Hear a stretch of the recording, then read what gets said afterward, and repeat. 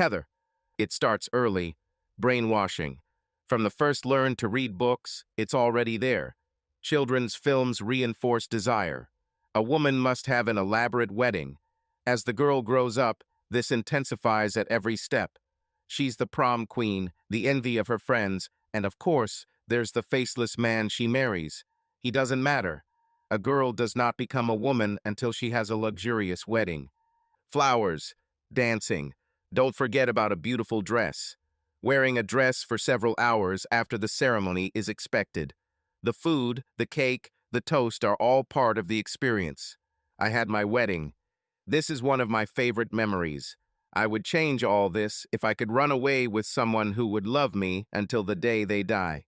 My name is Heather Cummins. I grew up like Heather Winslow. I just turned 30 and have a 5-year-old son, Cody. I've never worried about my appearance. I wear makeup and dress nicely, but I'm a little overweight.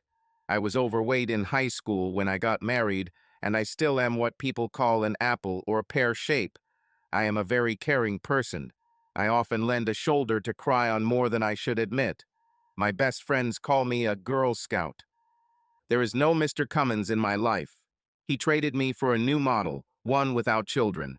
This happened when Cody was not yet 1 year old. I work as a paralegal and my ex is a lawyer. New Mrs. Cummins was a secretary in the skyscraper where his legal offices are located. My alimony and child support are not enough to live on, so I never left my job as a paralegal. I have never worked and do not work in the same office as my ex. From the moment the summons was served on me, my ex did not spend a single minute with his son. In a typical legal maneuver, he took a DNA test of Cody before agreeing to pay child support. I have never cheated on him, either emotionally or physically. I am not like that. Jillian. It was my dream. I started planning it when I was a child. I played it. I dressed up my dolls for this occasion. My Halloween costume was a wedding dress. An extravagant wedding was my top priority, until I met Carter. He became my top priority. I wanted him more than I can describe. Carter and I married young. We met when I was a freshman in college. He worked in a bookstore. My grades dropped that year because I spent too much time with Carter, who taught me how fun sex could be. We ran away the summer before my 3rd year.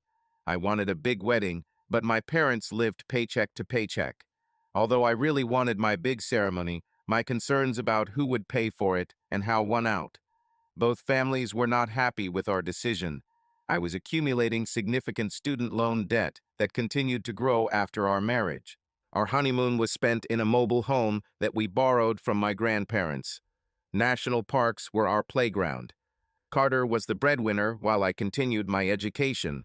He is my knight in shining armor and has never complained about our one-sided arrangement. I was able to receive several scholarships, which helped ease my conscience. After graduating from law school, I passed the bar exam, although not the first time. After landing a position with a reputable law firm, I received a significant signing bonus and a good salary.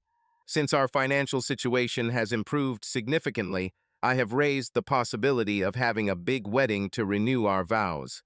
Carter is not happy with this idea. It's eating me up inside. I started to hold it against Carter that he wouldn't let me fulfill my childhood dream. One of the lawyers in my office talked me into having a fake wedding. We planned to do this at the upcoming convention. Carter. My name is Carter Facino, and I've been married to Jillian for 8 years. We had a whirlwind romance and eloped. I don't think we forced things. We couldn't stand being apart from each other. It was very difficult to get good grades while being so distracted. We were both in college, with Jillian 2 years younger than me. I continued my studies and received a master's degree. My dissertation went quite well. After graduate school, I found a great job that allowed Jillian to continue her education. We didn't even have to leave our apartment near campus. When Jillian started law school, we put down a deposit on a nice starter home near her new campus. Jillian is very smart, and her grades continued to shine. She spent 3 years in law school. Without kids to pull in, we gradually paid off our student loans. They will not be repaid anytime soon. In my free time, I transform our little starter home into something special. Jillian mentioned several times that we should renew our marriage vows so she could have her dream wedding. I don't care about the wedding, and I firmly believe that we have more important things to do with money.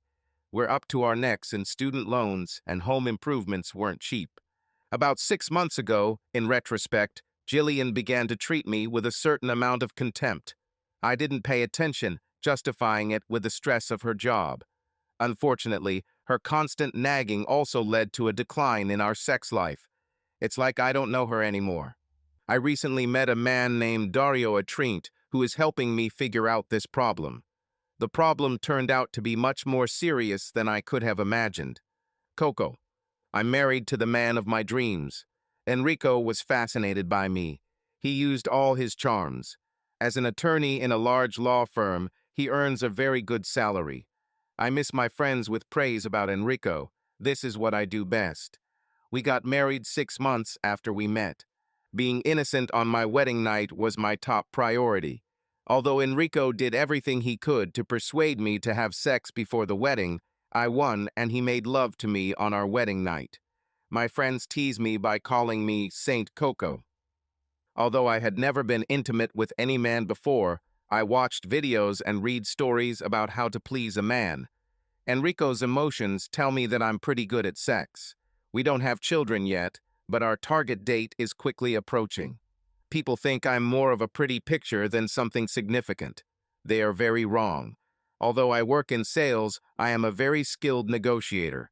Knowing how to distract the opposite sex is very important for closing some deals. I'm still a saint. I never did anything to jeopardize my marriage. The men in my office try to seduce me. I have a good life with Enrico, and I don't plan to ruin it. Although I have been faithful, I recently found out that the man I married is a cheater. I started working with a man named Dario Atrint, who is helping me figure out this problem. Heather. As a recent graduate, I was absolutely thrilled when I landed a job as a paralegal at Blindum and Robham.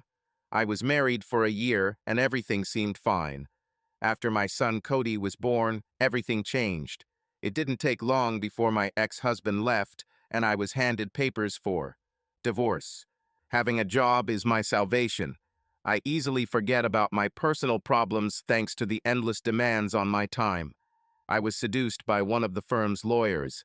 Enrico was very charming and seemed to know exactly what to say and do to get me to go on a date with him. At the time, I was not his assigned paralegal and did not know that he was married. Although several men in the office showed interest in dating me, Enrico won. I deeply regret this decision. After dinner, on our only date, I felt slightly weak. Enrico took me to my apartment. After I paid the nanny, we started kissing. I was too weak to repel his advance. No matter how much I tried to deny his intentions, I was too weak, and soon we had sex. There was no pleasure. I felt disgusted. Enrico disappeared when I woke up. This bastard had the nerve to greet me at work. "Thank you for the evening, dear. You were great. Let's do this again, and soon." I stared at him. If I thought I had a chance to file a report of abuse, I would do it. I needed this job because it paid well and the cost of daycare was significant. I considered this one of life's lessons. I had no doubt that this bastard had drugged me with something. I've never felt the need for revenge until now. The what, when, and how was still to be determined, but I planned to shove it up his ass when the opportunity arose. Since then, I have never accepted offers from my colleagues. That doesn't mean I wasn't tempted. There were a few solo lawyers who seemed really nice, but I decided not to mix work and pleasure. Fate can be cruel. I am assigned to be Enrico's paralegal and the paralegal of his latest conquest, Jillian Charms. Jillian helped me a lot. She is an insurance lawyer and had only been with us for 6 months when Enrique took advantage of my helpless state. We became friends. While I had my lavish wedding, Jillian chose to elope with her Prince Charming. Unfortunately, she wanted a wedding. She harbors a grudge against her husband for not allowing her this spectacle. I considered her a role model. Now all I have to do is pretend to smile when I talk to her. Despite all our warnings, she started an affair with Enrico Traditor. The more time she spends with him, the more dismissive she becomes of all her office friends. She was originally one of us. She did not hesitate to communicate with any women in the office, regardless of their position.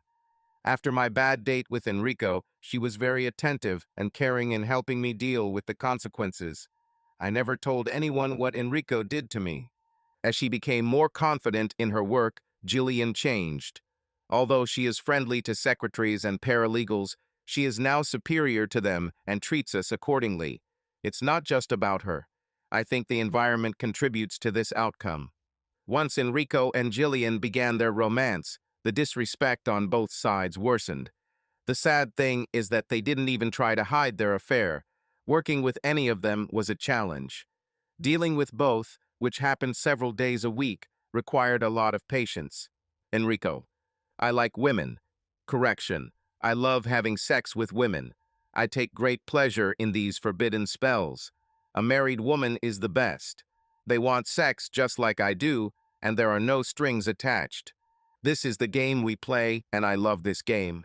Yes, I am married. She's sweet, but I can't imagine spending my whole life with her. I worked hard to get her top prize.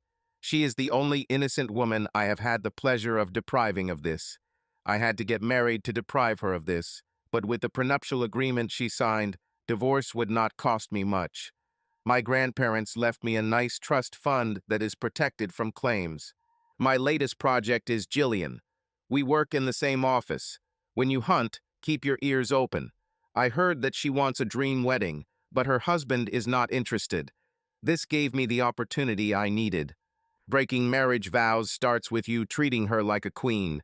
Turning her view of her husband into that of a selfish bastard is the next step. The promise of a dream in exchange for sex is the ultimate goal. Jillian and I are heading to a conference, and we are planning to get married.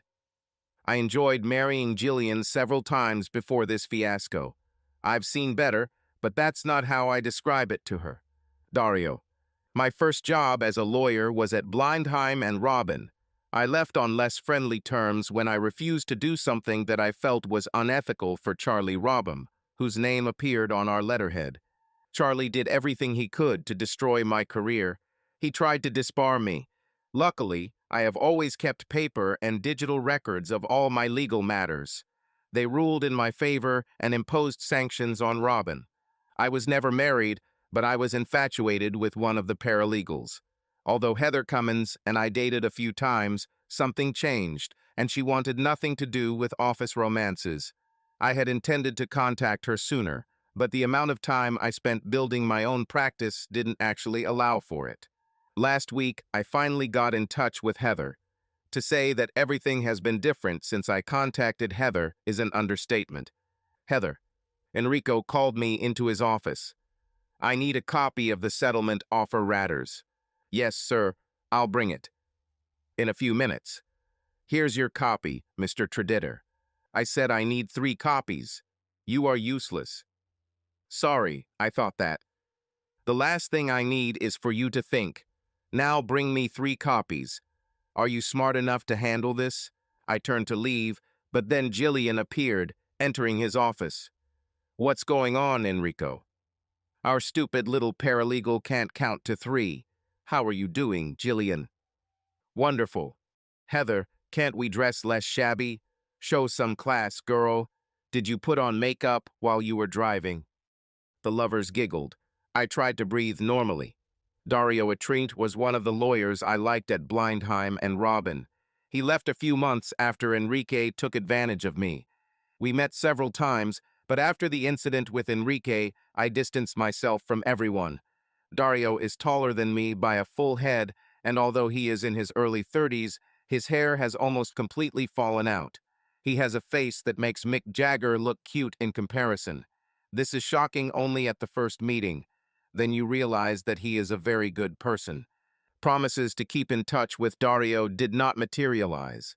Until the beginning of this week, I received an email via LinkedIn from him. He indicated his phone number, and I called. Dario, this is Heather Cummins. Is it convenient to talk now? Heather, thanks for calling. Now is a great time to talk. How are you? I'm surviving, Dario. And you? It wasn't easy, but now I have a full schedule and a stable practice. We talked a little more before Dario said, "Look, Heather, this is a little blunt, but if you're not dating anyone, I'd love to take you to dinner." I would like that, Dario.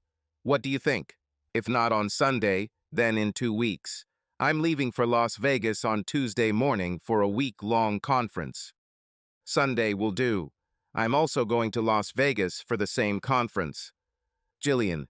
Buttoning up her blouse and fluffing her hair, Jillian used her mobile phone in selfie mode to touch up her lipstick. Enrico was tucking in his shirt and lacing up his black Oxfords. I can't wait for next week, Jillian. Are you already looking forward to your wedding? Enrico, I think I would enjoy this more if we were divorced. How about we fill out and sign the paperwork? This should make me feel better.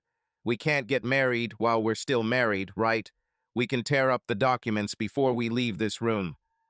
Heather, come here. Taking a deep breath, Heather noticed that Jillian and Enrico looked happy. Both looked very flushed. We need you to fill out a divorce petition for each of us. When it came to the division of property, the laughter did not stop. Keep the house for yourself, I'll move out. The laughter was constant. And the savings, keep them for yourself. They clapped each other's palms. Oh yeah, pay him $4,000 a month in child support. They both thought it was terribly funny. Their stomachs hurt from laughing. Seeing Jillian and Enrico disrespect their marriages was disgusting to me. Add all this to my petition, Heather. I can be as generous as you, Jillian.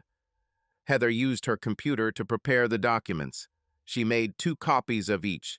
Placing only 1 copy in front of each person, she said, "You will sign as plaintiff next to the yellow bookmarks. Since each of you represents the other, sign next to the pink bookmarks." They signed and kissed. That's it, we're divorced. Heather, destroy these documents right now. Heather collected the documents. While the two were distracted by kissing, she placed them face down in a folder on her desk. Taking the unsigned copies, Heather slowly tore them apart. She sent one page after another into the shredder. That's all for today, Heather. Bring us each a bottle of water.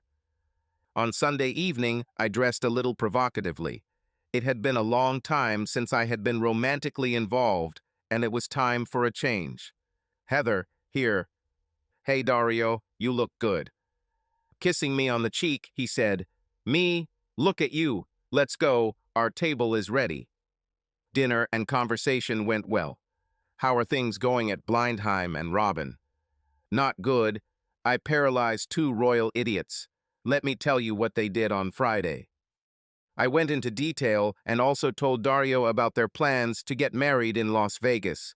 I explained what Enrique did to me, and that's why I pulled away from Dario before he left. His answers left me hoping that I could expand the boundaries of this relationship. Is the divorce petition still on your computer? You said you destroyed the copies, but kept the signed copies? Yes, both. Why? I think you should file them electronically. Scan the sheet with signatures and attach it. I will lose my job. I can't afford it. You could work with me. I don't know, Dario. I have feelings for you, and this might complicate things. Heather, I said you can work with me, not for me. This is my company, and if we want to start a relationship, we can do it. Besides, if this doesn't work out, your last employer will be me, not Blindheim and Robin. When do I need to decide, Dario? How about now? If you want your revenge, I can help arrange it. If they submit their petitions before they get married, it will make their intentions very credible. We'll have to find a way to file a marriage license from Vegas to seal their fate. Once the courts receive their petitions, I can contact their spouses and make the divorce a reality. I think the judge will be very against canceling the petitions if they have already been answered. Since we are all heading to Vegas on Tuesday morning, this needs to be filed tonight so the courts can process it tomorrow. If you have the spouse's contact information, I can contact them and explain their options. Family law, including divorce, is my specialty. His plan was cunning, but so sweet. The terms in the petition will empty their wallets. They both treat me like a secretary or receptionist, but not me. I am a professional quadriplegic. How much do your paralegals earn? What benefits do they have? If I promise to make you equal or better, will you agree? Agree. I'll go back to the office and start burning them at the stake. Besides contact information, what else do you need? I took notes and agreed to meet Dario for drinks after I did the sneaky deed. I cleared my desk, just in case. At the airport and during the flight, I worked on a hostile work environment claim. When I landed, I received a text message from Dario. "There's news for you. Call me when it's convenient." I checked my luggage at the hotel and headed to my first conference.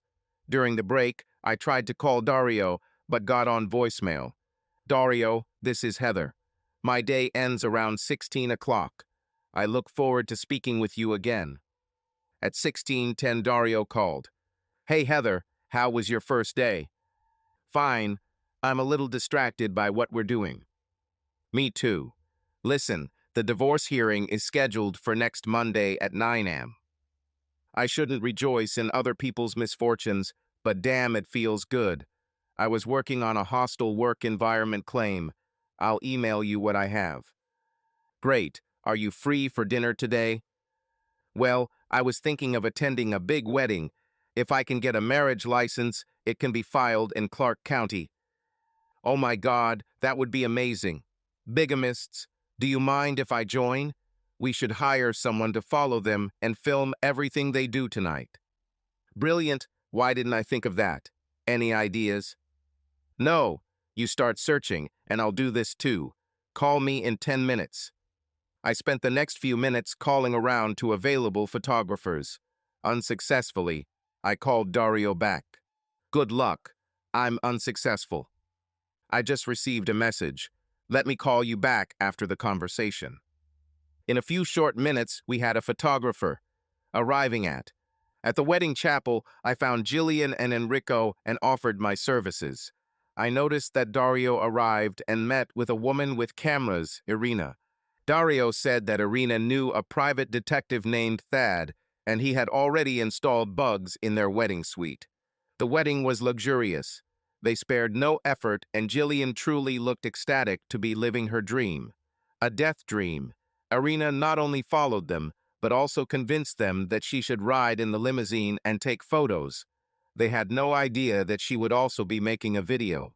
I did my part, and, as a trusted paralegal, took custody of the signed marriage certificate.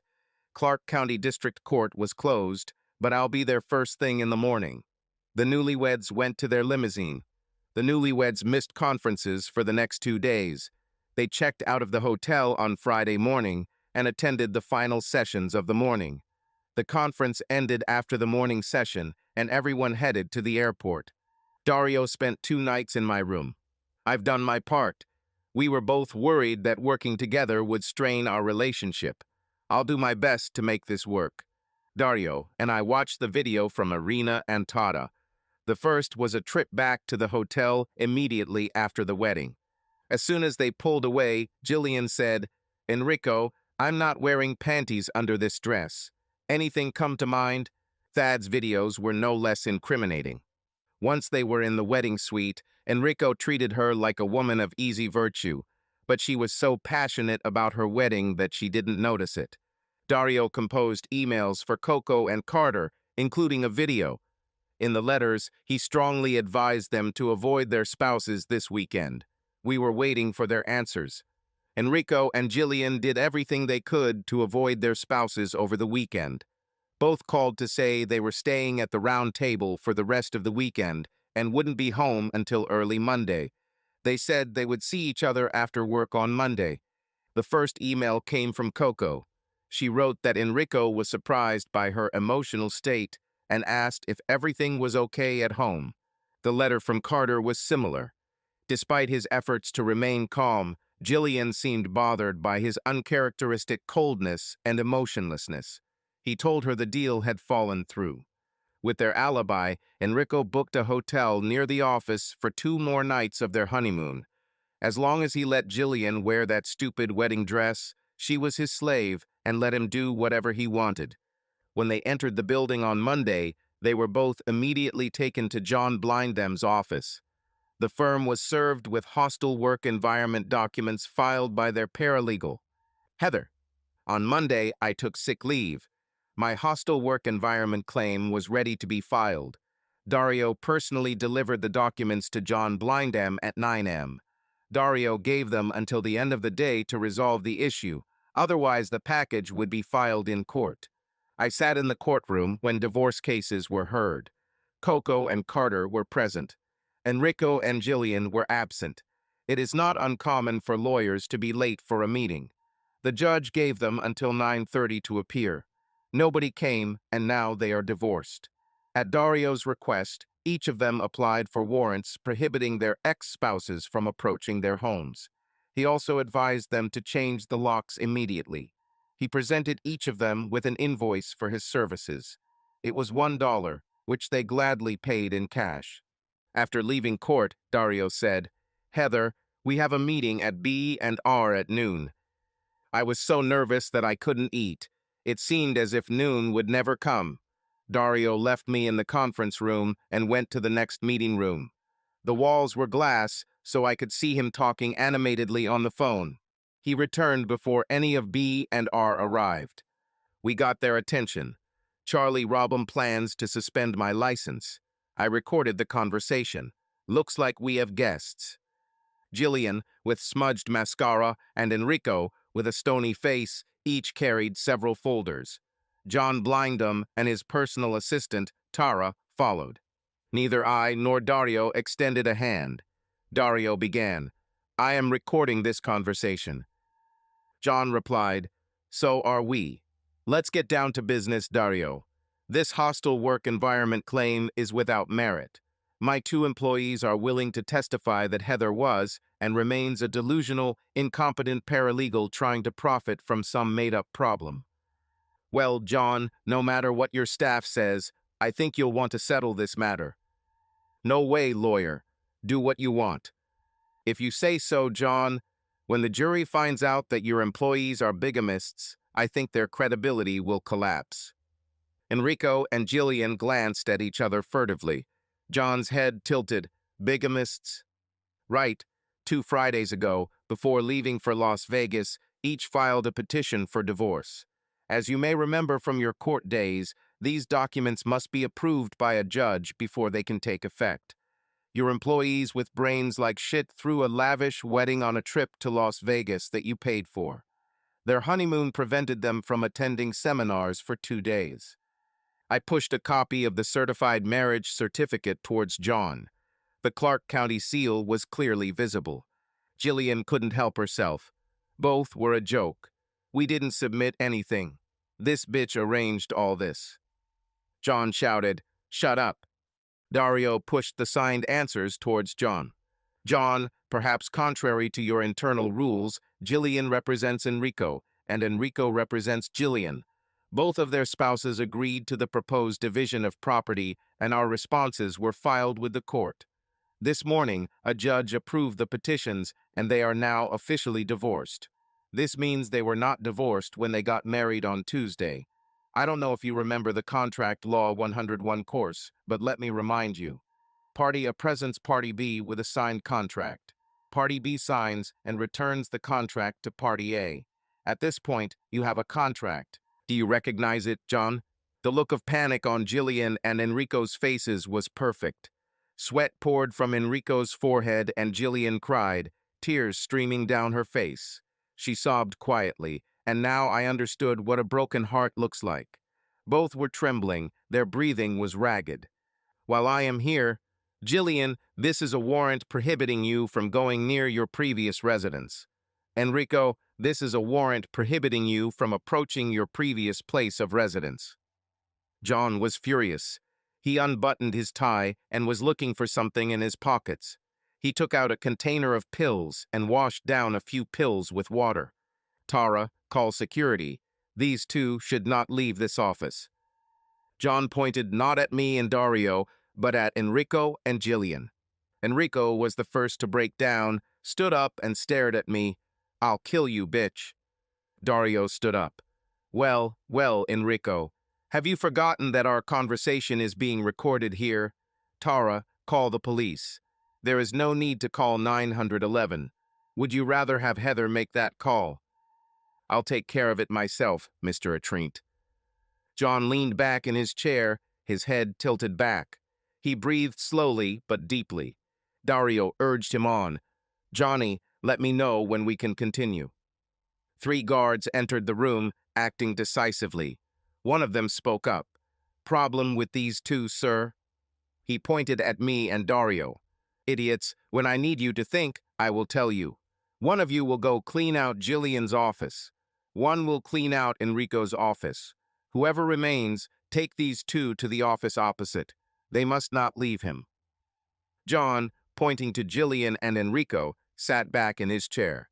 Tara, call Charlie here. To say that Jillian was upset would be an understatement. Enrico was dangerous. Veins stood out on his forehead, his fists were clenched. Security escorted the 2 to their seats in an adjacent conference room. Charlie Robham entered with his personal assistant, Margaret. You look bad, John. Are you okay? Take charge of this matter. Adjust it. Adjust? Never. John raised his head. Trust me, we don't want this to be on the evening news.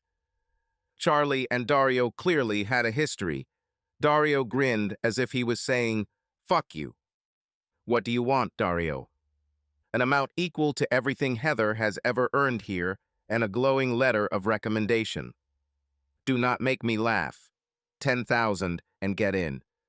John couldn't help himself.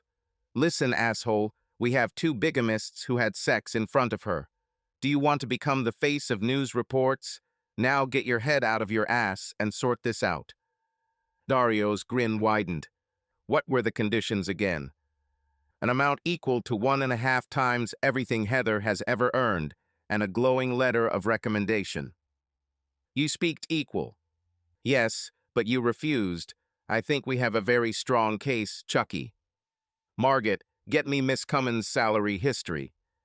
After Margaret left, Charlie couldn't help but say, this will be the last time you go up there, you bastard. I'll get you. Mark my words. John screamed again, shut up. There's a recording going on here. John began to breathe heavily. Tara looked worried. Do you need anything, John? He waved her away. Margot returned with several folders. Charlie spent time studying the pages. John, it will be more than 300,000. Can we talk about this in private? Good idea. Can you leave us for a minute? Dario stabbed the knife. We are guests here today. Why don't you 2 retire to another office? We're not going anywhere yet. The partners and their assistants left the stage, their eyes sparkling. I turned to Dario, but he raised his hand and pointed at the recording device. I was absolutely delighted. 300,000. My legs were giving way. Time dragged on unbearably long. Half the wait was over when the police arrived and took our statements. The officer closed the conference room door. Good afternoon. I'm Officer Jim Ringer. I understand Mr. Traditter threatened to kill Miss Cummins. Yes, that's right. I'm Dario Atreent, her lawyer on another case. I have a recording of his threat. His employer also has a record. Do you want to press charges, Miss Cummins? Yes. Tara was able to hold off the police long enough for Charlie and Robham to hand Enrico a notice of termination of the employment contract. Enrico was led away in handcuffs. Dario asked Tara to prepare a warrant protecting me from Enrico. After signing several forms, they were submitted electronically. Regarding our claim, it took longer than I expected. Margot came in several times and told us that they were preparing documents. We watched Margaret deal with Jillian. Security escorted Jillian out of the building. Tara, unaccompanied, returned with a contract and a check. Here is Miss Cummins' payroll tape. This contract requires both parties to maintain strict confidentiality. Dario put a contract between us. I saw the amount and almost peed myself with joy, 316,000. I couldn't concentrate. I hope Dario doesn't need my help. Dario looked at Tara. 2 things. First, I see that you are asking us to release you from liability, and second, you are limiting Miss Cummins to a non-compete clause. I don't see any mutual offer. We need this before we can sign. Any restrictions or concessions you want from us, we want from you. Tara collected the documents and left. 15 minutes later, we tried again. My hand shook as I signed the agreement. My palms became sweaty as I stroked the check. Charlie wanted to say the last word. I hope you die the most painful and slow death possible, Dario. Well, Chucky, you know that you have an obligation to report your 2 employees to the qualification committee. We may have a non-disclosure agreement, but their spouses do not. Did I forget to mention that I represent both? Have a good day, Chucky Just. I swore Charlie was having a heart attack. Security escorted us out of the building. My stomach was doing somersaults. How much do I owe you, Dario? Consider this my bonus for signing you, Heather. Let me talk to the spouses, and then I'll get back to you later today. Are you free for dinner? Come to me. I will cook. Jillian. Blindum and Robin pulled away from Enrico and me. Since they knew about bigamy, B and R were obliged to report this. The Qualification Commission recommended depriving us of our licenses. I tried unsuccessfully to convince the commission that the marriage was a joke. I told them that the Clark County filing box was checked by accident. Since it involved bigamy, the marriage was quickly annulled. The commission did not agree with me. Mrs. Facino, we have a very negative view of members of the bar who treat the judiciary as their playing field for practical jokes. Your services are no longer sanctioned in our state. No problem, I thought. I will take the exam in a neighboring state. It's only been a few years since I passed the bar exam. Arrogance can be costly. You would think that states wouldn't care if you were dislicensed in another state. But keep thinking like that. On my first attempt, without a refresher course, I realized I had failed the exam as soon as I finished it. I tried it in another state with similar results. I needed to take advanced training courses, but I didn't have the funds for it. I found a job as a paralegal, but couldn't afford to pay child support. What I earned was barely enough to cover my living and education expenses. I called Carter and begged him to meet so I could explain everything. We met in the park. Hey, Carter, you look good. I can't say the same about you. It hurt. I tried to look attractive. I know this may seem superficial, but I'm sorry. I let myself down, which in turn ruined what we had. As it were, you could say it over the phone. Why the meeting? I need you to let me fall behind on child support. My license was revoked, and I am forced to work as a paralegal. The salary is small, and I need this money to take advanced training courses and take the exam in another state. Once I get a license somewhere, I can find a job that will allow me to pay you back. Can you not withhold child support from my salary so I can do this? You want me to take your word for it? Seriously? Why do I have to be so stupid? I can draw up a contract, a kind of addendum to our divorce. I wish I could explain how I could have been so stupid during those 6 weeks. I never thought of cheating on you, and then I became a complete toy for Enrico. I'm not asking for forgiveness.